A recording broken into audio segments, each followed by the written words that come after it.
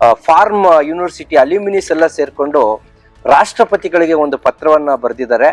ಅದೇನು ಅಂತಂದ್ರೆ ಯೂನಿವರ್ಸಿಟಿಯಲ್ಲಿ ಆಗ್ತಿರುವಂತಹ vice chancellor selection, assistant professor ಮತ್ತಷ್ಟು ವಿಷಯಗಳ ಬಗ್ಗೆ ಸಮಗ್ರವಾಗಿ ನೋಡಿ, ಕುಲಪತಿಗಳ ಆಯ್ಕೆಯನ್ನು ಉಪಕುಲಪತಿಗಳ ಆಯ್ಕೆಯನ್ನು ನೀವು ಸರಿಯಾಗಿ ಮಾಡಿ, ಪಾರದರ್ಶಕವಾಗಿ ಮಾಡಿ, ಸಮರ್ಥನೆ. ಹೌದು ಸರ್. ಲೋಕಾಯುಕ್ತ ಆರೋಪ ಪಟ್ಟಿಯಲ್ಲಿದ್ದಂತ ಮತ್ತೊಬ್ಬರು ವಿಜ್ಞಾನಿ ತಗೊಂಡ್ಬಿಟ್ಟು ಧಾರವಾಡಕ್ಕೆ ಹಾಕ್ತಾರೆ. ಲಕ್ಷಾಂತರ ರೂಪಾಯಿ ಹಣ ಗೊತ್ತಿದೆ, ಕೋಟ್ಯಾಂತರ ರೂಪಾಯಿ ಕೊಟ್ಟು ಹೋಗಿ ಅದಕ್ಕೆ ಕೊಟ್ಟಂತ ಹಣ ಹಿಂತಿರುಗಿ ಬರ್ಬೇಕು. ದೇಶವನ್ನ ಕೊಲ್ಲಬೇಕು ಅಂದ್ರೆ ಅದ್ರ ಎಜುಕೇಶನ್ ಸಿಸ್ಟಮ್ ಅನ್ನ ಕೊಲ್ಲಬೇಕು. ಇಷ್ಟು ಒಂದು ಸಾಮರ್ಥ್ಯ ಇವ್ರಿಗೆ ಹೊಂದಿದೆ ಏನ್ಬಿಟ್ರೆ ಆಶ್ಚರ್ಯ ಆಗುತ್ತೆ. ಇನ್ನು ಸುಮ್ಮನೆ ಕೂತ್ಕೊಳ್ಳಿ ಕೂಡುದು ಅಂತ ಹೇಳ್ಬಿಟ್ಟು ನಾಳೆ ಸರ್ ಇವ್ರು ರಾಜ್ಯಪಾಲರು ಗಮನ ಹರಿಸ್ತಾರೆ ಅಂತ. ಆದ್ರೆ ನಮ್ಮ ಗಮನದ ವಿರುದ್ಧವಾಗಿ ಈ ಒಂದು ಪ್ರಕ್ರಿಯೆಗಳು ಹೋಗೋ ಶುರು ಆಯ್ತು. ತಕ್ಷಣ 2 ವಿಶ್ವವಿದ್ಯಾನಿಲಯಗಳು ಉಪಕುಲಪತಿಗಳ ಆಯ್ಕೆ ಪ್ರಕ್ರಿಯೆ ಶುರುವಾಯಿತು. ಅದರಲ್ಲೇ ಆಶ್ಚರ್ಯಕರ ಅಂದ್ಬಿಟ್ರೆ ನಾವು ಏನು ಪ್ರಸ್ತಾವನೆ ಮಾಡಿದ್ವಿ ಅದಕ್ಕೆ ವಿರುದ್ಧವಾದಂಥದ್ದು. ಉದಾಹರಣೆಗೆ ಯೋಜನಾ ಸಮಿತಿ ಅಧ್ಯಕ್ಷತೆ ವಹಿಸಿದ್ದು GKVK ಬೆಂಗಳೂರು ವಿಶ್ವವಿದ್ಯಾನಿಲಯದ ಕುಲಪತಿಗಳ ಮೇಲೆ, ಹಾಲಿ ಮಾಜಿ ಉಪಕುಲಪತಿ ಮೇಲೆ ಗಂಭೀರವಾದಂತಹ ಲೋಕಾಯುಕ್ತ ಆಪಾದನೆ ಅವಾಗಿತ್ತು. ನಮಸ್ಕಾರ ಸ್ನೇಹಿತರೆ, ನಾನು ನವೀನ್ ಕೃಷಿ ಮಾತಾಡ್ತಿದ್ದೀನಿ. ಇವತ್ತು ಒಂದು ಬಹಳ ಮುಖ್ಯವಾದ ವಿಷಯ ನನಗೆ ಬಹಳ ಇನ್ಸ್ಪೈರಿಂಗ್ ಅನಿಸ್ತು. ಯಾಕಂತಂದ್ರೆ ಇಡೀ ದೇಶದಲ್ಲಿ ವಿದ್ಯಾರ್ಥಿಗಳು ಪೇಪರ್ ಲೀಕ್ ಬಗ್ಗೆ ಅಥವಾ ಎಜುಕೇಶನ್ ಸಿಸ್ಟಮ್ ಸರಿ ಆಗ್ಬೇಕು ಅಂತ ಹೋರಾಟ ಮಾಡ್ತಿದ್ರೆ, ಇವತ್ತೊಂದಷ್ಟು ನಿವೃತ್ತ ಪ್ರಾಧ್ಯಾಪಕರಾಗಬಹುದು, ನಿವೃತ್ತ ವೈಸ್ ಚಾನ್ಸಲರ್ಗಳಾಗಬಹುದು, ಒಂದಷ್ಟು ಆಫೀಸರ್ಸ್ ಆಗಬಹುದು, ಒಂದಷ್ಟು ಫಾರ್ಮ್ ಯೂನಿವರ್ಸಿಟಿ ಅಲ್ಯೂಮಿನಿಸ್ ಎಲ್ಲ ಸೇರ್ಕೊಂಡು ರಾಷ್ಟ್ರಪತಿಗಳಿಗೆ ಒಂದು ಪತ್ರವನ್ನ ಬರೆದಿದ್ದಾರೆ. ಅದೇನು ಅಂತಂದ್ರೆ ಯೂನಿವರ್ಸಿಟಿಯಲ್ಲಿ ಆಗ್ತಿರುವಂತಹ vice chancellor selection, assistant professor ಮತ್ತಷ್ಟು ವಿಷಯಗಳ ಬಗ್ಗೆ ಸಮಗ್ರವಾಗಿ ಅಧ್ಯಯನ ಮಾಡಿ ಇಷ್ಟು ದಿನ ಹೋರಾಟ ಮಾಡಿ ಇವತ್ತು ರಾಷ್ಟ್ರಪತಿಗಳಿಗೂ ಕೂಡ ಪತ್ರವನ್ನ ಬರೆಯುವಂತ ಕೆಲಸ ಮಾಡಿದ್ದಾರೆ. ಆ ವಿಚಾರಗಳನ್ನ ಡಿಸ್ಕಸ್ ಮಾಡೋದಕ್ಕೆ ಇದರಲ್ಲಿ ಪ್ರಮುಖರಾಗಿರುವಂತಹ ಪ್ರಕಾಶ್ ಕಮರೆಡ್ಡಿ ಸರ್ ಜೊತೆ ಇವತ್ತು ಮಾತಾಡಕ್ಕೆ ನಾನು ಇಲ್ಲಿದ್ದೀನಿ. ಸರ್ ನಮಸ್ಕಾರ. ಸರ್ ನಮಸ್ಕಾರ. ಏನ್ ಸರ್ ಈ ವಿಚಾರ, ನೀವು ಅನೇಕ ಬಾರಿ ವಿಶ್ವವಿದ್ಯಾಲಯಗಳಲ್ಲಿ ಆಗುವಂತಹ ಈ ರೀತಿಯ ಅವ್ಯವಹಾರಗಳ ಬಗ್ಗೆ ಕೋರ್ಟ್ಗೆ ಹೋಗಿದ್ದೀರಾ, ಧ್ವನಿ ಎತ್ತಿದ್ದೀರಾ, ಹೋರಾಟ ಮಾಡ್ತಿದ್ದೀರಾ. ಇದೇನ್ ಸರ್ ಫೈನಲ್ ಕಾಲ ಅಥವಾ ಹೋರಾಟವನ್ನ ಮತ್ತಷ್ಟು ಅಗ್ರೆಸಿವ್ ರೂಪಕ್ಕೆ ತಗೊಂಡೋಗ್ಬೇಕು ಅನ್ನುವಂತಹದ್ದ? ಏನ್ ಸರ್ ಇದು, ಈ ವಿಚಾರದ ಬಗ್ಗೆ ಒಂದ್ ಸ್ವಲ್ಪ ಎಕ್ಸ್ಪ್ಲೈನ್ ಮಾಡಿ ಸರ್ ನಮ್ಗೆ. ನಮಸ್ಕಾರ, ನಾನು ಪ್ರಕಾಶ್ ಕಮ್ಮರಡಿ, ನಾಟ್ ರೆಡ್ಡಿ. ಓಕೆ, ನಾನು ಈ ಬೆಂಗಳೂರಿನ ಒಂದು ಸುಂದರ ಕ್ಯಾಂಪಸ್ ಇದೆಯಲ್ಲ GKVK ಅಂತೇಳಿ, ಅಲ್ಲಿಯೇ ನಿವೃತ್ತ ಪ್ರಾಧ್ಯಾಪಕ. ಅಲ್ಲೇ ನಾನು ಓದಿ ನನಗೆ ಜೀವನದ ಭವಿಷ್ಯ ಕೊಟ್ಟತಕ್ಕಂತ ಒಂದು ಸಂಸ್ಥೆಯ ನಿವೃತ್ತ ಪ್ರಾಧ್ಯಾಪಕ. ಆ ನಂತರ ನಾನು ಕರ್ನಾಟಕ ಸರ್ಕಾರದಲ್ಲಿ ಕೃಷಿ ಬೆಲೆ ಆಯೋಗದ ಅಧ್ಯಕ್ಷ. ನಾವೀಗಾಗಲೇ ನಿವೃತ್ತಿಯಾಗಿ ದಶಕಗಳೇ ಕಳೀತು. ನಮಗೆ ಬದುಕು ಕೊಟ್ಟಂತ ಯಾವುದೋ ಒಂದು ಮೂಲೆ, ಕಮ್ಮರಡಿ ಅಂದ್ಬಿಟ್ಟು ಒಂದು ಹಳ್ಳಿ, ನೀವು ಗಿರೀಶ್ ಕಾಸರಳ್ಳಿ ಆ ಹಳ್ಳಿಯ ಪಕ್ಕದ ಬಲನಾಡಿನ ಒಂದು ಹಳ್ಳಿ. ಆ ಹಳ್ಳಿಯಿಂದ ಬಂದು ಓದೋಕೆ ಅವಕಾಶ ಮಾಡಿಕೊಟ್ಟು ಬದುಕನ್ನು ರೂಪಿಸಿಕೊಳ್ತಕ್ಕಂತ ಈ ಒಂದು ಕ್ಯಾಂಪಸ್ ಏನುಂಟು, ಇದು ಕೃಷಿ ವಿಶ್ವವಿದ್ಯಾನಿಲಯ ಅಂತ. ಅವಾಗ ಒಂದೇ ಕೃಷಿ ವಿಶ್ವವಿದ್ಯಾನಿಲಯ ಇತ್ತು. ಆ ನಂತರ 5 ಕೃಷಿ ವಿಶ್ವವಿದ್ಯಾನಿಲಯ, ಅದು ರಾಯಚೂರು, ಧಾರವಾಡ, ಮಂಡ್ಯ, ಹೀಗೆ ಶಿವಮೊಗ್ಗ, ಮತ್ತೊಂದು ಬಾಗಲಕೋಟೆಯಲ್ಲಿ ತೋಟಗಾರಿಕಾ ವಿಶ್ವವಿದ್ಯಾನಿಲಯ ಆಯ್ತು. ಬೀದರ್ದಲ್ಲಿ ಪಶುಸಂಗೋಪನಾ ವಿಶ್ವವಿದ್ಯಾಲಯ, ಎಲ್ಲ ಒಡೆದು ಆಗಿರತಕ್ಕಂಥದ್ದು. ನಮ್ಗೆ ಹೆಮ್ಮೆ ಇತ್ತು ನಮ್ಮ ಒಂದು ವಿಶ್ವವಿದ್ಯಾನಿಲಯ ರೈತರ ಬದುಕಿಗೆ ಹಸನು ಮಾಡಕ್ಕೆ, ತಂತ್ರಜ್ಞಾನ ಸೃಷ್ಟಿ ಮಾಡಕ್ಕೆ ಅಂತ ಒಂದು ವಿಶ್ವವಿದ್ಯಾನಿಲಯ. ಆದ್ರೆ ನಮಗೆ ಒಂದು ಆಘಾತಕಾರಿ ವಿಚಾರ, ಈಗ ಡಾಕ್ಟರ್ ವೆಂಕಟರೆಡ್ಡಿ ಅವರು ಅಂತ ಹೇಳ್ಬಿಟ್ಟು ಪಶು ಸಂಗೋಪನಾ ವಿಶ್ವವಿದ್ಯಾನಿಲಯದ ನಿವೃತ್ತ ಪ್ರಾಧ್ಯಾಪಕರು, ಅವರು ಎಲ್ಲ ಒಂದು ಹೋರಾಟ ಮಾಡಿ ಮೊಟ್ಟ ಮೊದಲಿಗೆ ಕಾಣುತ್ತೆ ಬಹುಶಃ ಒಬ್ರು ಮಾಜಿ ಕುಲಪತಿಗಳನ್ನ ಭ್ರಷ್ಟಾಚಾರದ ಆರೋಪದ ಮೇಲೆ ಜೈಲಿಗೆ ಕಳ್ಸಂಗಾಯ್ತು. ಕುಲಪತಿ ಫೋಟೋನು ಉಂಟು. ಏನು ಇವರೆಲ್ಲ ನಮ್ಮ ಒಂದು ಅಣ್ಣ ತಮ್ಮಂದಿರು, ಯಾಕಂದ್ರೆ ನಮ್ಮ ಇದೆಲ್ಲ ಕೊಲೀಗ್ಸ್ ಬೆಳೆದಿರ್ತಕ್ಕಂಥದ್ದು. ಆಮೇಲೆ ನೋಡೋತ್ತಿಗೆ ನಾವು ತಿಳಿದಂಗಿಲ್ಲ ವಿಶ್ವವಿದ್ಯಾನಿಲಯ, ಅಲ್ಲಿ ಜಾತಿ, ಹಣ, ಭ್ರಷ್ಟತೆ ತಾಂಡವಾಡ್ತಾ ಇದ್ದಾವೆ, ಬಹಳ ಬದಲಾವಣೆ ಆಗಿದೆ ಅಂತ ನಮಗೆ ಬಹಳ ಆಘಾತಕರ ಆಯ್ತು. ನಾವು ನನ್ನ ಹಾಗೆ ತಾವು ಹೇಳಿದಾಗೆ ನಿವೃತ್ತ ಪ್ರಾಧ್ಯಾಪಕರು, ನಿವೃತ್ತ ಕುಲಪತಿಗಳು, ವಿಶ್ವವಿದ್ಯಾನಿಲಯದ ಉಪಕುಲಪತಿಗಳು, ವಿದ್ಯಾರ್ಥಿಗಳು ಜೊತೆ ಸೇರಿದ್ರು. ಆಮೇಲೆ ವಿಜ್ಞಾನಿಗಳು ಎಲ್ಲ ನಾವು ಮಾನ್ಯ ರಾಜ್ಯಪಾಲರು ಒಂದು ಪತ್ರ ಹಾಕಿದ್ವಿ. ಇವಕ್ಕೆಲ್ಲ ಮೂಲ ಕಾರಣ ಕುಲಪತಿಗಳು. ಯಾಕೆಂದ್ರೆ ಉಪಕುಲಪತಿಗಳು ಅಂದ್ಬಿಟ್ರೆ, ಕುಲಪತಿ ಅಂತಲ್ಲ, ಉಪಕುಲಪತಿಗಳು ಅಂದ್ಬಿಟ್ರೆ ಒಂದು ವಿಶ್ವವಿದ್ಯಾನಿಲಯದ ಲೀಡರ್, ವಿಶ್ವವಿದ್ಯಾನಿಲಯದ ಆಡಳಿತಾತ್ಮಕ ದೃಷ್ಟಿಯಿಂದ ಅವರು ಒಂದು ನಾಯಕರು. ಸೊ ಅವರ ಆಯ್ಕೆ ಹೆಚ್ಚು ಕಡಿಮೆ ಆಗಿರ್ತಕ್ಕಂಥದ್ದು, ಆಯ್ಕೆ ಸರಿಯಾಗಿ ಆಗ್ತೇ ಇರತಕ್ಕಂಥದ್ದು, ಆಯ್ಕೆ ಯೋಗ್ಯರಿಗೆ ಸಿಗದೆ ಇರತಕ್ಕಂಥದ್ದೇ ಮುಖ್ಯ ಕಾರಣ ಅಂತ ಹೇಳ್ಬಿಟ್ಟು ನಾವೊಂದು ಪತ್ರ ಹಾಕಿದ್ವಿ. ಅದು ಯಾವಾಗ ಅಂದ್ಬಿಟ್ಟು ಮೇ 29 ಕಾಣುತ್ತೆ ರಾಜ್ಯಪಾಲರಿಗೆ. ನೋಡಿ, ಕುಲಪತಿಗಳ ಆಯ್ಕೆಯನ್ನು ಉಪಕುಲಪತಿಗಳ ಆಯ್ಕೆಯನ್ನು ನೀವು ಸರಿಯಾಗಿ ಮಾಡಿ, ಪಾರದರ್ಶಕವಾಗಿ ಮಾಡಿ, ಸಮರ್ಥನೆ. ಹೌದು ಸರ್. ನಾವೆಲ್ಲ ಹಾಕಿದ್ದು ಸ್ವಲ್ಪ ರಾಜ್ಯಪಾಲರು ಗಮನ ಹರಿಸ್ತಾರೆ ಅಂತ. ಆದ್ರೆ ನಮ್ಮ ಗಮನದ ವಿರುದ್ಧವಾಗಿ ಈ ಒಂದು ಪ್ರಕ್ರಿಯೆಗಳು ಹೋಗ ಶುರು ಆಯ್ತು. ತಕ್ಷಣ 2 ವಿಶ್ವವಿದ್ಯಾನಿಲಯಗಳು ಉಪಕುಲಪತಿಗಳ ಆಯ್ಕೆ ಪ್ರಕ್ರಿಯೆ ಶುರುವಾಯ್ತು. ಅದರಲ್ಲೇ ಆಶ್ಚರ್ಯಕರ ಅಂದ್ಬಿಟ್ರೆ ನಾವು ಏನು ಪ್ರಸ್ತಾವನೆ ಮಾಡಿದ್ವಿ ಅದಕ್ಕೆ ವಿರುದ್ಧವಾದಂಥದ್ದು. ಉದಾಹರಣೆಗೆ ಶಿವಮೊಗ್ಗ ವಿಶ್ವವಿದ್ಯಾನಿಲಯದ ಉಪಕುಲಪತಿಗಳ ಆಯ್ಕೆಯ ಶೋಧನಾ ಸಮಿತಿ ಅಂತ ಮಾಡ್ತಾರೆ. ಆ ಶೋಧನಾ ಸಮಿತಿಗೆ ಬೆಂಗಳೂರು ವಿಶ್ವವಿದ್ಯಾನಿಲಯದ ಉಪಕುಲಪತಿಗಳು ಅಧ್ಯಕ್ಷರಾದ್ರು. ಧಾರವಾಡಕ್ಕೆ ಹಾಲಿ ಮಾಜಿ ಉಪಕುಲಪತಿಗಳು, ಯಾಕೆಂದಾಗ ಇದು ಒಂದು ವಿಶ್ವವಿದ್ಯಾನಿಲಯದ ಉಪಕುಲಪತಿಗಳು ಮತ್ತೊಂದು ವಿಶ್ವವಿದ್ಯಾನಿಲಯಕ್ಕೆ ಉಪಕುಲ ಆಯ್ಕೆ ಮಾಡುವಂತಾದ್ರೆ ಕಾನ್ಫ್ಲಿಕ್ಟ್ ಆಫ್ ಇಂಟ್ರೆಸ್ಟ್ ಆಗ್ತದೆ. ಅವ್ರಿಗೆ ಗೊತ್ತಿರ್ತಾರೆ, ಅವ್ರ ಫ್ರೆಂಡ್ಸ್ ಇರ್ಬೋದು, ಫ್ರೆಂಡ್ಸ್ ಮಕ್ಕಳು ಇರ್ಬೋದು, ಸಂಬಂಧಿಕರಿದ್ರು ಇರ್ಬೋದು. ಹಾಗಾಗಿ ಅದು ಆಗ ಶುರು ಆಯ್ತು. ಇನ್ನೂ ಆಘಾತಕಾರಿ ಅಂದ್ಬಿಟ್ರೆ, ಯಾವ ಒಂದು ಈ ಶೋಧನಾ ಸಮಿತಿಗೆ ಒಂದು ಮೆಂಬರ್ ಅಲ್ಲ, ಶೋಧನಾ ಸಮಿತಿ ಅಧ್ಯಕ್ಷತೆ ವಹಿಸಿದ್ದು GKVK ಬೆಂಗಳೂರು ವಿಶ್ವವಿದ್ಯಾನಿಲಯದ ಕುಲಪತಿಗಳ ಮೇಲೆ, ಹಾಲಿ ಮಾಜಿ ಉಪಕುಲಪತಿ ಮೇಲೆ ಗಂಭೀರವಾದಂತ ಲೋಕಾಯುಕ್ತ ಆಪಾದನೆ ಅವಾಗಿತ್ತು. ಇನ್ನೂ ನಮಗೆ ಗಾಬರಿ ಆಯ್ತು. ಆಪಾದನೆ ಇದ್ದ ತಕ್ಷಣ ಅವರು ಆರೋಪಿಗಳು ಅಂತ ಹೇಳತ್ತಲ್ಲ, ಆಪಾದನೆಗಳು. ಆದ್ರೆ ಉಪಕುಲಪತಿಗಳಂತ ದೊಡ್ಡ ಹುದ್ದೆ ಆಯ್ಕೆ ಮಾಡ್ಬೇಕು ಅಂತ ಆದಾಗ ಈ ಆರೋಪ ಹೊತ್ತಿರ್ತಕ್ಕಂಥವ್ರು ಬೇಕಾ, ಬದಲಾಯಿಸಿ ಅಂತ ಹೇಳ್ಬಿಟ್ಟು ಮತ್ತೊಂದು ಪತ್ರ ಕೊಟ್ಟಿದ್ದು. ಇವೆಲ್ಲ ಪತ್ರಗಳ ನಡುವೆ ನಾವು ಅಷ್ಟು ಸಾಲದು ಅಂತ ಹೇಳಿ ಲೋಕಾಯುಕ್ತ ಕೂಡ ಹೋದ್ವು. ನೋಡಿ, ತಮ್ಮ 2023 ಲೋಕಾಯುಕ್ತ ಒಂದು ಆರೋಪ ಹೊತ್ತಿರ್ತಕ್ಕಂಥ ವ್ಯಕ್ತಿಗಳು ಅವ್ರು ಯಾರು ಸಣ್ಣ ಪುಟ್ಟ ವ್ಯಕ್ತಿಗಳಲ್ಲ. ಒಂದು ವಿಶ್ವವಿದ್ಯಾನಿಲಯದ ಹಾಲಿ ಕುಲಪತಿಗಳು, ಮಾಜಿ ಕುಲಪತಿಗಳು, ಮತ್ತೊಂದು ವಿಶ್ವವಿದ್ಯಾಲಯ ಕುಲಪತಿಗಳು, ಇವರೆಲ್ಲ ಇರ್ಬೇಕು ಅಂತಾದಾಗ ಆ ಒಂದು ಲೋಕಾಯುಕ್ತ ಒಂದು ಆ ಪ್ರಕರಣವನ್ನು ನೀವು ಒಂದು ಲಾಜಿಕಲ್ ಹಂತಕ್ಕೆ ತನ್ನಿ, ಹೇಗ್ ಮಾಡಿ ನೀವು ಹೇಳಿ. ಯಾಕೆಂದ್ರೆ ನಿಮ್ಮ ಆರೋಪ ಹೊತ್ತಿರ್ತರು ನೈತಿಕವಾಗಿ ಸರಿಯಲ್ಲ. ಯಾಕೆಂದ್ರೆ ಒಂದು ವಿಶ್ವವಿದ್ಯಾಲಯದ ಕುಲಪತಿಗೆ ಆರೋಪ ಹೊತ್ತಿರ್ತಕ್ಕಂಥವ್ರನ್ನ ತೆಗಿ ಅವಶ್ಯಕತೆ ಇಲ್ಲ. ಅವ್ರು ಬೇಕಾದ ನಿರಪರಾಧ ಸಾಬೀತಾದ್ಮೇಲೆ ಬರ್ಲಿ, ಅದು ಸರಿ ಸೂಕ್ತ ಮೆಸೇಜ್ ಅಲ್ಲ. ಬೇರೆಯವ್ರು ಇದಾರೆ ಈ ದೇಶದಲ್ಲಿ. ಒಂದು ಉಪಕುಲಪತಿಗಳ ಆಯ್ಕೆಯ ಸಮಿತಿಗೆ ಮಾಜಿ ಉಪಕುಲಪತಿಗಳಿದ್ದಾರೆ, ದೊಡ್ಡ ದೊಡ್ಡ ತಜ್ಞರಿದ್ದಾರೆ, ICR ಇಂದ ತಗೋಬಹುದು. ಆದ್ರೆ ನಮಗೆ ವಿರುದ್ಧವಾಗಿ ಸನ್ಮಾನ್ಯ ರಾಜ್ಯಪಾಲರು ಬೇಗ ಮಾಡಿ ಅಂತ ಹೇಳ್ತಾರೆ. ನಾವು ಅದನ್ನ ನಿಲ್ಲಿಸಿ ಬದಲಾಯಿಸಿ ಅಂತ ಹೇಳ್ಬಿಟ್ರೆ, ಆ ಶಿವಮೊಗ್ಗ ಮತ್ತು ಧಾರವಾಡ ವಿಶ್ವವಿದ್ಯಾನಿಲಯದ ಕುಲಪತಿಗಳ ಉಪಕುಲಪತಿ ಆಯ್ಕೆ ಅದು ಆರೋಪ ಹೊತ್ತಿರತಕ್ಕಂತ ಸರ್ಚ್ ಕಮಿಟಿಯ ನೇತೃತ್ವದಲ್ಲಿ ಬೇಗ ಮಾಡಿ ಅಂತ ಹೇಳ್ತಾರೆ. ಹಾಗೇ ಬಿಡುತ್ತೆ.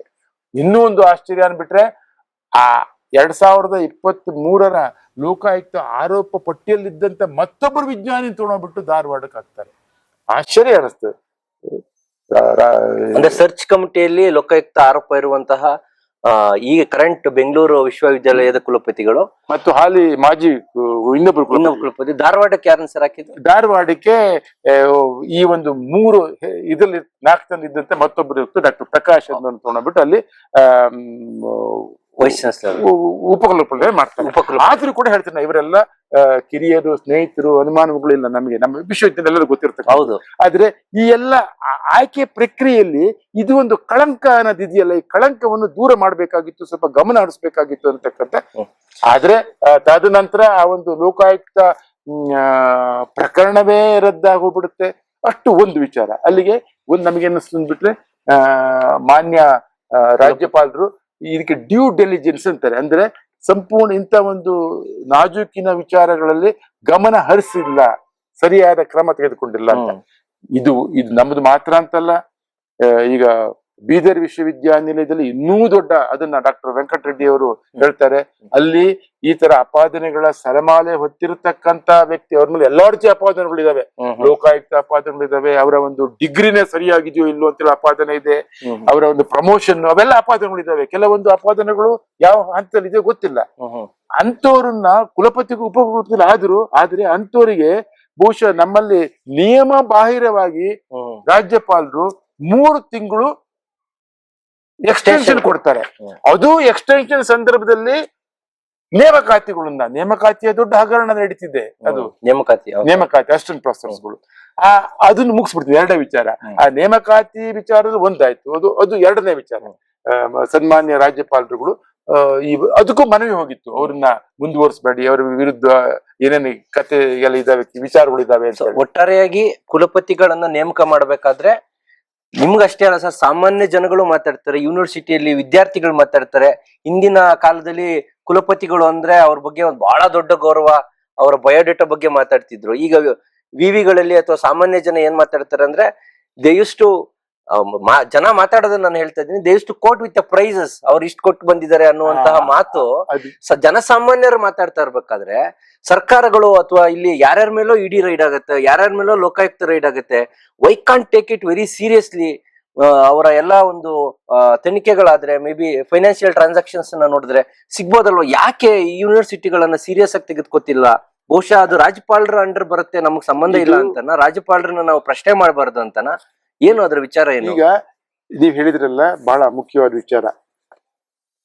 ಇವಾಗ ಯಾವುದೇ ನನಗೆ ಗೊತ್ತಿರಂಗೆ ನಾವು ಕೃಷಿ ಮತ್ತು ಸಂಬಂಧಿಸಿದ ವಿಶ್ವವಿದ್ಯಾನಿಲಯಗಳ ವಿಚಾರದ ಬಗ್ಗೆ ಹೆಚ್ಚು ಗಮನ ಹರಿಸಿದ್ವಿ, ಬಹುಶಃ ರಾಜ್ಯದ ಎಲ್ಲ ವಿಶ್ವವಿದ್ಯಾಲಯಗಳು. ಆದ್ರೆ ಇವತ್ತು ಒಂದು ವಿಶ್ವವಿದ್ಯಾಲಯದಲ್ಲಿ ಉಪಕುಲಪತಿಗಳು ಆಯ್ಕೆಯಾದಾಗ ಆತನ ಸಾಮರ್ಥ್ಯ ಇದೆಯೋ, ಅವರಿಗೆ ಅರ್ಹತೆ ಬಗ್ಗೆ ಕೇಳೋದಿಲ್ಲ, ಎಷ್ಟು ಕೊಟ್ಟು. ಇದು ವಿಶ್ವವಿದ್ಯಾಲಯದಲ್ಲಿ ಇರ್ತಕ್ಕಂಥ ವಿದ್ಯಾರ್ಥಿ, ಅಧ್ಯಾಪಕರು, ಪ್ರಾಧ್ಯಾಪಕರು ಗೊತ್ತಿರದೆ ಅರ್ಹತೆ ಮೇಲೆ ಬಂದಿದ್ದಲ್ಲ, ಎಷ್ಟು ಕೋಟಿ, ಇದು ಕೋಟ್ಯಾಂತರ ರೂಪಾಯಿ ಹಣ, ಕೋಟ್ಯಾಂತರ ರೂಪಾಯಿ ಆಗಿರತಕ್ಕಂಥದ್ದು.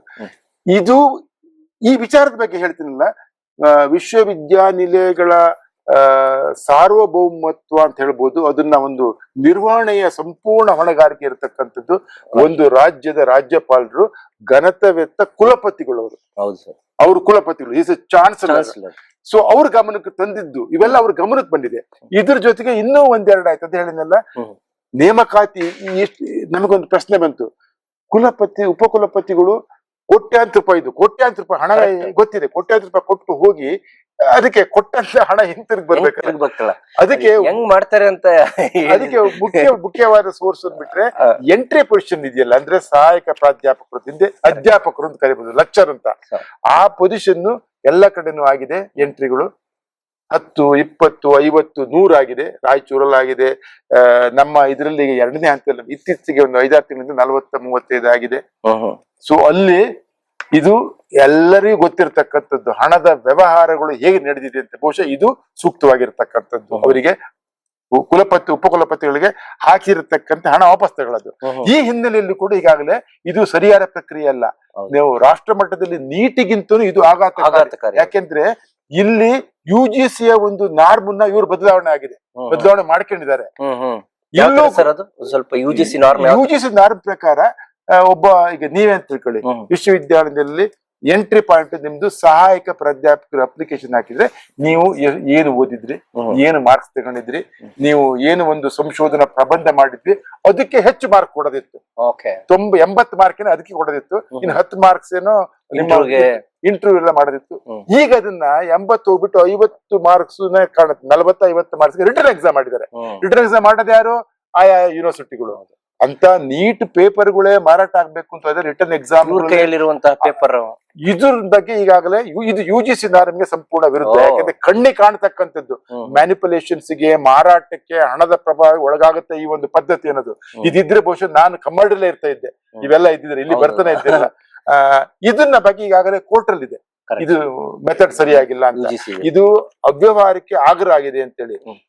ಇದು ಕೂಡ ಸನ್ಮಾನ್ಯ ರಾಜ್ಯಪಾಲರಿಗೆ ಗೊತ್ತಿದ್ರು ಕೂಡ ಮಂಡ್ಯಕ್ಕೆ 30-40 ಸಹಾಯಕ ಪ್ರಾಧ್ಯಾಪಕರ ಆಯ್ಕೆಗೆ ಅನುಮತಿ ಕೊಟ್ಟಿದ್ದಾರೆ.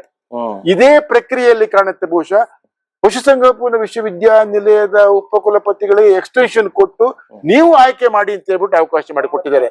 96 ಪೋಸ್ಟ್ ಅಂತ ಕಾಣುತ್ತವೆ.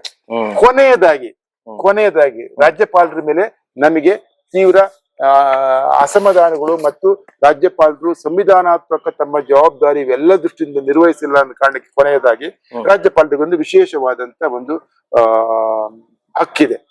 ವಿಶ್ವವಿದ್ಯಾನಿಲಯಗಳಿಗೆ ಈ ಹೊರಗಿನ ತಜ್ಞರನ್ನು ಕೃಷಿ ಶಿಕ್ಷಣದಲ್ಲಿ, ಕೃಷಿ ತಂತ್ರಜ್ಞಾನದಲ್ಲಿ ಅಪಾರ, ನಮ್ಮಲ್ಲಿ ಮನಮೋಹನ್ ಅತ್ತ ಅವರಂತಿದ್ರು, ಇಂಡೋ ಅಮೆರಿಕನ್ ಹೈಬ್ರಿಡ್ ಅಂತ ಒಂದು ಪ್ರಪ್ರಥಮ ದೇಶಕ್ಕೆ ಒಂದು ಹೈಬ್ರಿಡ್ ಸೀಟ್ ತಂದು ಅವರಿಗೆ ಪದ್ಮಶ್ರೀ ಎಲ್ಲ ಸಿಕ್ಕಿತ್ತು. ಅವ್ರನ್ನ ವಿಶ್ವವಿದ್ಯಾನಿಲಯದ ಆಡಳಿತ ಮಂಡಳಿಗೆ ನಾವು ಸೇರಿಸಿದ್ವಿ. ಬಹಳ ಒಳ್ಳೆ ಕೆಲಸ ಮಾಡಿದ್ವಿ. ಯಾಕೆಂದ್ರೆ ಅಂತವ್ರು ಬಲಿದ್ದೆ ಆದಲ್ಲಿ ಬೋರ್ಡ್ ಮೆಂಬರ್ಸ್ ಬೋರ್ಡ್ ಆಡಳಿತ ಮಂಡಳಿಗೆ ಅದು ವಿಶೇಷ ಅಧಿಕಾರ ಉಂಟು. ಕರೆಕ್ಟ್. ಆದ್ರೆ ಇತ್ತೀಚೆಗೆ ಆದಂತ ಆಡಳಿತ ಮಂಡಳಿಯ ಒಂದು ಅರ್ಹತೆ ನೋಡಿದ್ರೆ ಒಬ್ರು ಇನ್ನೂ GKVKಯಲ್ಲಿ ಕೂಡ ಅವರಿನ್ನು ನಿವೃತ್ತಿ ಆಗಿಲ್ಲ. ನಿವೃತ್ತಿ ಆಗಕ್ಕಿಂತ 2 ತಿಂಗಳು ಮೊದಲೇ ಅವರು ಆಡಳಿತ ಮಂಡಳಿ ಸದಸ್ಯರಾದ್ರು. ಶಿವಮೊಗ್ಗದಲ್ಲಿ ಮತ್ತೊಬ್ಬರಾದ್ರು. ಅವ್ರ ಹಿನ್ನೆಲೆ ನೋಡಿದ್ರೆ ಆಶ್ಚರ್ಯ ಆಗುತ್ತೆ. ಅವರು ಗಮನಾರ್ಹ ಒಂದು ಯಾವ ಒಂದು ಮಾನದಂಡನೇ ಕಾಣೋದಿಲ್ಲ. ಯಾರು ವೈಸ್ ಚಾನ್ಸಲರ್ ಆಗಿರ್ತಾರೋ ಅವ್ರಿಗೆ ತುಂಬಾ ಕ್ಲೋಸ್ ಇರೋರೇ ರೆಕಮೆಂಡ್ ಮಾಡಿ ಅವರೇ ಮಾಡಿ. ಅಲ್ಲೂ ಕೂಡ ಅವ್ಯವಹಾರಗಳು ನಡ್ಕೊಂಡಿರೋದ್ರಿಂದ ಈ 4 ವಿಚಾರಗಳನ್ನು ಆಧಾರ ಸಮೇತವಾಗಿ ಸನ್ಮಾನ್ಯ ರಾಷ್ಟ್ರಪತಿಗಳು ಇದೆಲ್ಲದನ್ನು ಕೂಡ ನಾವು ರಾಜ್ಯಪಾಲರ ಗಮನಕ್ಕೂ ತಂದು ರಾಜ್ಯಪಾಲರಿಗೆ ನಾವು ಎಲ್ಲಾ ರೀತಿಯ ಮನವಿ ಕೊಟ್ಟು, ಲೋಕಾಯುಕ್ತಕ್ಕೆ ಮನವಿ ಕೊಟ್ಟು, ರಾಜ್ಯ ಸರ್ಕಾರಕ್ಕೆ ಮನವಿ ಕೊಟ್ವಿ. ಯಾವುದೇ ಮನವಿ ಆಗದೆ ಇಂಥವರೇ ವಿಜೃಂಭಿಸ್ತಿದ್ದಾರೆ ವಿಶ್ವವಿದ್ಯಾಲಯದಲ್ಲಿ ಅಪಾದನೆ ಹೊತ್ತಿರ್ತಕ್ಕಂಥದ್ದು. ಆಮೇಲೆ ಅಪಾದನೆಗಳನ್ನ, ಕೋರ್ಟ್ ಕೇಸುಗಳನ್ನ, ಲೋಕಾಯುಕ್ತ ಕೇಸುಗಳನ್ನ ಯಾವ ರೀತಿ ದಾರಿ ತಪ್ಪಿಸೋದು ಏನೋ ಗೊತ್ತಿಲ್ಲ. ಯಾವುದು ಕೂಡ ಪರಿಣಾಮ ಆಗ್ತಾ ಇಲ್ಲ. ಇವರು ಅಷ್ಟೊಂದು ಪ್ರಬಲರಾಗಿದ್ದಾರೆ. ಇವರು ವಿಶ್ವವಿದ್ಯಾಲಯದ ಕುಲಪತಿಗಳಿಗೆ ಇರ್ಬೇಕಾದಂತ ಮೂಲ ಅರ್ಹತೆ ಇಲ್ಲ. ಇವರ ಒಂದು ಬಯೋಡೇಟಾ ನೋಡಿದ್ದೇ ಆದಲ್ಲಿ ಬಹುಶಃ ಅದನ್ನು ಮಾಡ್ಬೇಕು. ಒಂದು 20-30 ಜನ ಹಾಕಿರ್ತಾರೆ. ಒಳ್ಳೆಯ ಹಿನ್ನೆಲೆ ಇದ್ದಂತವ್ರು ಇರ್ತಾರೆ. ಇವ್ರು ದಿಢೀರ ಬರುತ್ತೆ ಹಣಕಾಸಿಂದ. ಅಷ್ಟೇ ಅಲ್ಲ, ಇವೆಲ್ಲ ಮಾಡಿದ್ರಿಂದ ಇದು ಬಹುಶಃ ಮಿತಿ ಮೀರಿದೆ. ಯಾಕಂದ್ರೆ ಈ ವಿಚಾರ ಯಾಕೆ ತಿಂದ್ಬಿಟ್ರೆ ರಾಷ್ಟ್ರ ಮಟ್ಟದಲ್ಲಿ ಇವತ್ತು ವಿದ್ಯಾರ್ಥಿಗಳು ಆ ನೀಟು, ಆ ಪರೀಕ್ಷೆ ಮತ್ತು ನೇಮಕಾತಿ ಬಗ್ಗೆ ಬೀದಿಗಳಿದೆ. ಆದ್ರೆ ವಿದ್ಯಾರ್ಥಿಗಳ ಬದುಕು ರೂಪ ಆಗಂತದ್ದು ಶಿಕ್ಷಣ ಸಂಸ್ಥೆ. ಇಲ್ಲಿಯ ಅವ್ಯವಹಾರಗಳು, ಆಗರಗಳು ಏನು ನೋಡ್ಬೇಕು. ಇದ್ರ ಜೊತೆ ಮತ್ತೊಂದು ವಿಚಾರನೂ ಉಂಟು. ಸನ್ಮಾನ್ಯ ರಾಹುಲ್ ಗಾಂಧಿ ಅವರು ಈ ವಿಚಾರ ಎತ್ತಿದ್ದಾರೆ. ಕುಲಪತಿಗಳು ಬರಿದೇ ಒಂದು ಸೈದ್ಧಾಂತಿಕ RSS ಸಿದ್ಧಾಂತದವರೇ ಆಗ್ತಾ ಇದ್ದಾರೆ ಅಂತೇಳಿ ಅದು ಗಂಭೀರ ಅಪಾದನೆ. ಯಾಕಂದ್ರೆ ಅವರೊಂದು ಯಾವುದೇ ರೀತಿಯ ಒಂದು ತತ್ವ ಸಿದ್ಧಾಂತಕ್ಕೆ, ಪಕ್ಷಕ್ಕೆ ಬದ್ಧರಾಗಿರಕೂಡದು. ಆದ್ರೆ ಇಲ್ಲಿ ಇವರ ಸಿದ್ಧಾಂತ ತತ್ವಗಳು ಭ್ರಷ್ಟತೆ, ದುಡ್ಡು, ಹಣ ಮಾಡಂತದ್ದು ಎಲ್ಲ ಈ ವಿಶ್ವವಿದ್ಯಾನಿಲಯದ ವಾತಾವರಣವನ್ನು ಯಾವ ರೀತಿ ಅಪಾರ ಒಂದು ರೆಕಾರ್ಡ್ ಇವರಿಗಿದೆ. ಇವು ಆಶ್ಚರ್ಯ ಪಡ್ಬೇಕು ಇವರಿಗೆ ಇಂತ. ಯಾಕಂದ್ರೆ ಇವರು ನಾವೆಲ್ಲ ನೋಡಿತಕ್ಕಂತ ಇವರು ನಮ್ಮ ಕೈ ಜೂನಿಯರ್ ಆಗಿದ್ದಂತರು ಇಷ್ಟು ಒಂದು ಸಾಮರ್ಥ್ಯ ಇವ್ರಿಗೆ ಹೊಂದಿದೆ ಏನ್ಬಿಟ್ರೆ ಆಶ್ಚರ್ಯ ಆಗುತ್ತೆ. ಇನ್ನು ಸುಮ್ಮನೆ ಕೂತ್ಕೊಳ್ಳಿ ಅಂತ ಹೇಳ್ಬಿಟ್ಟು ನಾನು ಸರ್ ಇವ್ರಿಗೆ ಇಷ್ಟೊಂದು ದುಡ್ಡು ಎಲ್ಲಿಂದ ಬಂತು? ಇದಕ್ಕೆ ಬೇರೆ ತರದ ಏನದ ಸಂಬಂಧಗಳು ಕಲ್ಪನೆ ಆಗಿರ್ತಾವ? ಈಗ GKVK ಹೋಗಿ ಬಂದು ಅರ್ಧ ಗಂಟೆ ಟೈಮ್ ಕಳೀರಿ ನೀವು. ಅಲ್ಲಿ ಸಹಾಯಕ ಪದ್ಧತಿ ಆಯ್ತು. ಈಗ ಸಹಾಯಕರು ಅಸಿಸ್ಟೆಂಟ್ ಪೋಸ್ಟ್ ಆಗ್ತಾ ಇದ್ದಾವೆ. 100-200 ಟ್ರಾನ್ಸ್ಫರ್ಗಳು ಆಗ್ತಾ ಇದ್ದಾವೆ. ಟ್ರಾನ್ಸ್ಫರ್ಗಳು ಎಷ್ಟು ಪ್ರತಿಯೊಬ್ಬರದ್ದು ಕೂಡ ನಿಮಗೆ ಈಸಿಯಾಗಿ ನೀವು ಹೋಗ್ಬಿಟ್ಟು ಒಂದು 10 ನಿಮಿಷ ವಿಚಾರಿಸ್ಬಿಟ್ರೆ ಗೊತ್ತಾಗ್ತವೆ. ಟ್ರಾನ್ಸ್ಫರ್ಗಳಿಗೆ ಆಗ್ತವೆ. ಬಹುಶಃ ಯಾವುದಕ್ಕೆ ಹಣ ಮಾಡಕ ಸಾಧ್ಯತೆ ಉಂಟು ಎಲ್ಲ ರೀತಿನ ಆಗಿದ್ದಾವೆ. ಯಾವ ರೀತಿ ಆಗ್ತವೆ, ಯಾವ ರೀತಿ ಅದಕ್ಕೋಸ್ಕರ ನಾವು ಈ ಸುಮ್ಮನೆ ಕೂತ್ಕೊಳ್ಳಿ ಕುರಿತು. ಯಾಕಂದ್ರೆ ನಮಗೆ ಇದು ಹಾಗಾಗಿ ನಾವು 50 ಜನ ಮೀರಿದ ನಾನು ನೋಡ್ತಾ ಇದ್ದೆ ಸರ್ ಲಿಸ್ಟ್ ಅಲ್ಲಿ ಬಹಳಷ್ಟು ಜನ ಎಮಿನೆಂಟ್ಸ್ ಕೂಡ ಇದಕ್ಕೆ. ಯಲ್ಲಪ್ಪ ರೆಡ್ಡಿಯವರು ಅತ್ಯಂತ ಎನ್ವಿರಾನ್ಮೆಂಟಲ್ ಪ್ರಾಮಾಣಿಕ ನಮ್ಮ ವಿಶ್ವವಿದ್ಯಾನಿಲಯ, ಕೃಷಿ ವಿಶ್ವವಿದ್ಯಾನಿಲಯದ ಬಹಳ ಹಳೆಯ ಇದ್ದಾರೆ. 4-5 ನಿವೃತ್ತ ಕುಲಪತಿಗಳಿದ್ದಾರೆ. ಆಮೇಲೆ ರಾಷ್ಟ್ರ ಅಂತಾರಾಷ್ಟ್ರದ ವಿಜ್ಞಾನಿಗಳಿದ್ದಾರೆ. ಎಲ್ಲರಿಗೂ ಕೂಡ ಆಘಾತ ಆಯ್ತು. ಇದು ಏನು ವಿಶ್ವವಿದ್ಯಾನಿಲಯ ಈ ತರ ಅಂತ. ಇಕ್ರಿಸಾಟಿನ ನಿವೃತ್ತ ಅವರು ಅಡಿಷನಲ್ ಡೈರೆಕ್ಟರ್ ಕಾಣ್ತದೆ, ಡಾಕ್ಟರ್ ಗೌಡ್ರು ಅಂತ ಹೇಳ್ಬಿಟ್ಟು ಡೆಪ್ಯೂಟಿ ಡೈರೆಕ್ಟರ್. ನಾವೆಲ್ಲ ಕುಲಪತಿಗಳೆಲ್ಲ ಒಟ್ಟು ಸೇರ್ಬಿಟ್ಟು ನಾವೊಂದು ಇದೆಲ್ಲ ಆಯ್ತು. ನೇರವಾಗಿ ನಾವು ರಾಷ್ಟ್ರಪತಿಗಳು. ಯಾಕಂದ್ರೆ ದೇಶದ ಪರಮಾಧಿಕಾರ ಈ ಸಂವಿಧಾನಾತ್ಮಕ ವಿಚಾರ ಬರ್ತದೆ. ಯಾಕಂದ್ರೆ ಗವರ್ನರ್ ಆಫೀಸ್ ಅನ್ನುವಂಥದ್ದು ನಮ್ಮ ಜನರ ನಿರೀಕ್ಷೆಗೆ ಮಟ್ಟಿಗೆ ಸರ್ಕಾರ ಕೆಲಸ ಮಾಡ್ತಿದ್ದ ಗವರ್ನರ್ ಹತ್ರ ಹೋಗ್ತೀವಿ. ಹೌದು, ಈಗ ಗವರ್ನರ್ ಹೊಸ ಗವರ್ನರೇ ಕೆಲಸ ಮಾಡ್ತಿಲ್ಲ ಅಂತ ರಾಷ್ಟ್ರಪತಿಗಳ ಹೋಗ್ಬಿಟ್ಟು ಈ 4 ವಿಚಾರಗಳನ್ನು ಸಂಪೂರ್ಣ ಮಾಹಿತಿ ಸಮೇತ ಇಟ್ಟಿದ್ವಿ. ಇವ್ ಯಾವುದನ್ನು ಕೂಡ ನಾವು ಅಪಾದನೆ ಅಂತ ಹೇಳ್ತಾ ಇಲ್ಲ. ಈ ಅಪಾದನೆಯ ಮೂಲಗಳು ಇಲ್ಲ ಅಂತ ಆದ್ರೆ ಹೇಳಿ ನಾವು ಹೇಳಿರ್ತಕ್ಕಂಥ ಇವೆಲ್ಲ ನಾನು ಹೇಳ್ತಿರ್ತಕ್ಕಂಥಲ್ಲ, ಮಾಧ್ಯಮದಲ್ಲಿ ಬಂದಿದೆ, ಕೋರ್ಟ್ ಅಲ್ಲಿ ಇದಾವೆ. ಲೋಕಾಯುಕ್ತ ಕೇಸು ದಿಢೀರ 3 ವರ್ಷಗಳ ತನಕ ಇದ್ದಿರಂತದ್ದು ಇವರು ಕುಲಪತಿಗಳು ಆಗ್ತಿದ್ದಂಗೆ, ಉಪಕುಲಪತಿ ಆಗ್ತಿದ್ದಂಗೆ ಲೋಕಾಯುಕ್ತ ಕೇಸೇ ಮುಚ್ಚಿಗಳಿದೆ. ನಾವು ಲೋಕಾಯುಕ್ತ ಮೇಲೆ ಆಪಾದನೆ ಮಾಡ್ತಿಲ್ಲ, ಪ್ರಶ್ನಿಸ್ತಿಲ್ಲ. ಆದ್ರೆ ಕೊಟ್ಟಂತ ಕಾರಣ ಸಂಪೂರ್ಣ ಲೋಕಾಯುಕ್ತ ಕೊಟ್ಟಿರ್ತಕ್ಕಂಥ ಸಂಪೂರ್ಣ ವಿವರ ನನ್ನ ಹತ್ರ ಇದೆ. ಅದು ಸಮಂಜಸವಾಗಿಲ್ಲ. ಹೌದು ಸರ್. ಹಾಗಿರೋದ್ರಿಂದ ಇವೆಲ್ಲವೂ ಕೂಡ ತೀವ್ರ ಆತಂಕ, ಸಾರ್ವಜನಿಕರಲ್ಲಿ ಆತಂಕ, ಅನುಮಾನಗಳು ಮತ್ತು ಅಷ್ಟೇ ಆಶ್ಚರ್ಯನೂ ಅನ್ಸುತ್ತೆ. ವಿಶ್ವವಿದ್ಯಾನಿಲಯಗಳು ಈ ಮಟ್ಟದಲ್ಲಿ ಇದು ಪ್ರಪಂಚಕ್ಕೆ ಗೊತ್ತಾಗಲಿ, ಅದಕ್ಕೂ ಮೊದಲು ಇದಕ್ಕೆ ಸರಿಯಾಗಲಿ ಅನ್ನೋ ವಿಚಾರ. ಮುಂದಿನ ದಿನ ಇದನ್ನ ಯಾವ ರೀತಿ ಒಂದು ಆಕ್ಟಿವ್ ರೂಪ ಕೊಡ್ಬೇಕು, ಇದಕ್ಕೆ ಮುಂದಿನ ದಿನ ಹೋರಾಟಗಳನ್ನ ಹೇಗೆ ರೂಪಿಸಬಹುದು, ಅಥವಾ ನೀವು ವಿದ್ಯಾರ್ಥಿಗಳಿಗೆ ಏನ್ ಹೇಳಕ್ ಬಯಸ್ತೀರಾ? ಯಾಕಂತಂದ್ರೆ ಇವತ್ತು ದುಡ್ಡು ಕೊಟ್ಟು ಬರುವಂತಹ ಅಸಿಸ್ಟೆಂಟ್ ಪ್ರೊಫೆಸರ್, ಅಸೋಸಿಯೇಟ್ ಪ್ರೊಫೆಸರ್ ಗಳಿಂದ ವಿದ್ಯಾರ್ಥಿಗಳು ಏನ್ ನಿರೀಕ್ಷಿಸಕ್ ಸಾಧ್ಯ ಇದೆ? ಅವ್ರ ಭವಿಷ್ಯ ಹೆಂಗಿರಬಹುದು? ಇವತ್ತು ನಮ್ಗೆ ಎಂತೆಂತ ಪ್ರೊಫೆಸರ್ ನಂಜುಂಡಸ್ವಾಮಿ ಅವರ ಶಿಷ್ಯರುಗಳು ಎಂತೆಂತ ಹೋರಾಟಗಾರರಾಗಿದ್ದಾರೆ. ಆ ತರ ಪ್ರೊಫೆಸರ್ಗಳ ಹತ್ರ ಈ ತರ ದುಡ್ಡು ಕೊಟ್ಟು ಬರುವಂತ ತಾವು ಕೂಡ ಪ್ರೊಫೆಸರ್ ಆಗಿದ್ದಂತವ್ರು, ಒಬ್ಬ ಪ್ರೈಸ್ ಕಮಿಷನ್ ಚೇರ್ಮನ್ ಆಗಿ ಅನೇಕ ಸಂಸ್ಥೆಗಳಲ್ಲಿ ಕೆಲಸ ಮಾಡಿ ನಿಮ್ಗೆ ಈ ರೀತಿಯಾದಂತಹ ಬೇಸರ ಆಗಿದೆ ಅಂದ್ರೆ, ನಮ್ಮ ವಿದ್ಯಾರ್ಥಿಗಳು ಯಾವ ರೀತಿ ಇದಕ್ಕೆ ಹೋರಾಟ ರೂಪಿಸ್ಬೇಕು, ಅಥವಾ ಸಾಮಾಜಿಕವಾಗಿ ಜನಗಳು ಈ ರೀತಿನ ಯಾವ ರೀತಿಯಾಗಿ ಸೀರಿಯಸ್ನೆಸ್ ಆಗಿ ತೆಗೆದುಕೊಳ್ಬೇಕು? ಯಾಕಂದ್ರೆ ಒಂದು ದೇಶವನ್ನ ಕೊಲ್ಲಬೇಕು ಅಂದ್ರೆ ಅದರ ಎಜುಕೇಶನ್ ಸಿಸ್ಟಮ್ ಅನ್ನ ಕೊಲ್ಲಬೇಕು. ಯಾವ ರೀತಿಯಾದ ಹೋರಾಟವನ್ನ ರೂಪಿಸ್ಬೇಕಾಗತ್ತೆ ಸರ್? ಈ ದೇಶದ ಯುವಕರು ಮತ್ತು ನಮ್ಮ ಕೃಷಿ ಮತ್ತು ಸಂಬಂಧಿಸಿದ ನಿಮ್ಮ ವಿದ್ಯಾರ್ಥಿಗಳು ನೀವೆಲ್ಲ ಸೇರಿ ಈಗಾಗಲೇ ಒಂದು ಹೋರಾಟ ಕೇಳಿದ್ರು. ಈಗ ಮೊನ್ನೆ ತಾನೇ ಇದು ಒಂದು ಅದ್ಭುತ ಯಶಸ್ಸು ಕಾಣ್ತು. ಕೃಷಿ ಇಲಾಖೆಯಲ್ಲಿ 2 ಹುದ್ದೆಗಳಿಗೆ ಕೃಷಿಯೇತರ ಖಾಸಗಿಯವರಿಗೆ ಯಾರಿಗೂ ಅಲ್ಲೂ ಕೂಡ ಏನೇನೋ ಆಯ್ತು ಕಾಣುತ್ತೆ. ಆ ಒಂದು ವಿರುದ್ಧ ಹೋರಾಟ ಮಾಡಿದ್ರಿ. ಫ್ರೀಡಂ ಪಾರ್ಕ್ ಅಲ್ಲಿ ಅಮೋಘವಾದಂತ ಯಶಸ್ಸು ಸಾಧಿಸಿದ್ರಿ. ಬಹುಶಃ ನೀವು ಈ ವಿಶ್ವವಿದ್ಯಾನಿಲಯದ ವಿದ್ಯಾರ್ಥಿಗಳು ವಿದ್ಯಾರ್ಥಿಗಳು ಫಸ್ಟ್ ಬರೋಣ. ವಿದ್ಯಾರ್ಥಿಗಳು ತಮ್ಮ ಭವಿಷ್ಯ ಅನ್ನೋದು ಕೃಷಿ ಇಲಾಖೆಯಲ್ಲಿ ಮಾತ್ರ ಅಂತಲ್ಲ, ತಮ್ಮ ಭವಿಷ್ಯ ತಾವೇ ಹೇಳಿದಂಗೆ ವಿಶ್ವವಿದ್ಯಾನಿಲಯ ಒಳಗಡೆನೂ ಕೂಡ ಸ್ವಚ್ಛತೆ ಬೇಕು. ಯಾಕೆಂದ್ರೆ ನಾಳೆ ದಿನ ಇವರು MSc ಸ್ನಾತಕೋತ್ತರ ಎಲ್ಲ ಮಾಡ್ಕೊಂಡ್ಮೇಲೆ ಬಹುಶಃ ಆಸೆ ಪಡ್ತಕ್ಕಂಥದ್ದು ವಿಶ್ವವಿದ್ಯಾನಿಲಯ ಅಧ್ಯಾಪಕನಾಗಿರ್ಬೇಕು.